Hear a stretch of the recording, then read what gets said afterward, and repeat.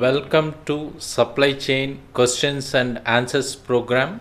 Today we are going to see one important question from a candidate who has attended the interview recently.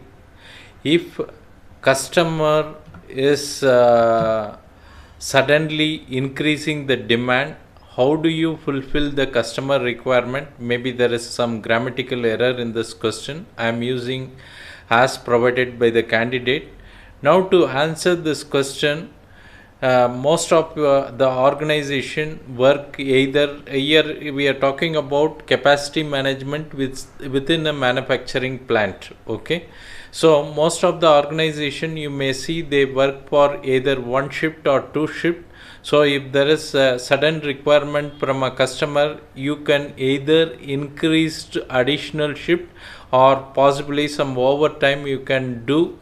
Okay, so to meet this sudden capacity requirement, the other possibility is, even if you say we are working 24 hours, most of the organization do not work 24/7. Okay, normally the Sunday will be the weekend will be off, and like that if you take over a period of a year, there may be roughly 70 to 80 days which is a holiday for most of the organization in India. This period can be used as a buffer capacity. Of course, to work both of these things, you should also manage the supply. Okay, if you are depending on raw material from the vendor, that capacity should also be developed suitably.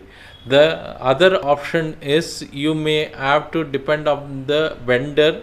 If there is any spurt, then you can rely on a vendor who is able to provide.